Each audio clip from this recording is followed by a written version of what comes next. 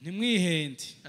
Nimba muri mwebwe hari uwibaza ko ari umunyabwenge afatiye ku rugero rw'ubwenge bwo mu isi.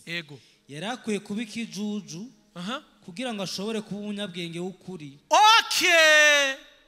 Tutabaye ibijuju. Kama tuwe wapumbavu. Ntidushobora kuronka ubwenge bw'Imana. Hatuwezi kupata hekima ya Mungu.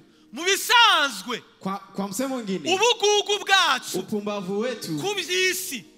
Kwa dunia. Nivyo bituvyarira ubwenge bw'Imana. Nivyo binazaa hekima ya Mungu. Ariko umunyabwenge mu vyisi. Lakini mwenye hekima duniani. Nikiguga imbere y'Imana. Ni mpumbavu mbele za Mungu. Ubwenge bw'isi. Hekima ya dunia. Nubuguga imbere y'Imana. Ni mpumbavu mbele za Mungu. Tudacitse ibigugu. Kama tuwe wapumbavu. Kuvyisi. Kwa mambo ya dunia. Ntidushobora kuronka ubwenge bw'Imana. Hatuwezi kupata hekima ya Mungu. Mu yandi majambo. Kwa msemo mwingine. Ivy'Imana. Mambo ya Mungu. Ntidushobora kugira aho dushitse. Hatuwezi kukua na mahali ambapo tunafika. Dukoresha ubwenge bwacu aribwo butuyobora. Tukitumia akili zetu ndizo zinatuongoza. Muravyumva abakristo? Munasikia abakristo?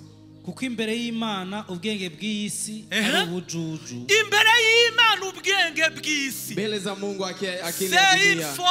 Ni upuuzi. Nubusazi. Ni upuuzi.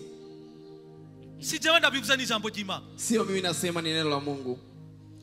Okay, ubu rero turafise exercice umuntu wese akora mu mutima. Hivi sasa tuna mazoezi kila mtu anafanya ndani ya moyo wake. Wewe uyoborwa n'ubwenge bw'isi? Wewe unaongozwa na akili za kidunia? Cyangwa uyoborwa n'ubwenge bw'Imana? Ama unaongozwa na hekima ya Mungu? Reka rero tugira turabe ubwenge bw'isi. Acha tuangalie akili ya dunia na hekima ya Mungu. Wote umenya ikikuyobora. Hapo ndipo utajua kinachokuongoza. Hamutumenya n'amaherezo yiwawe. Alafu na utajua mwisho wako.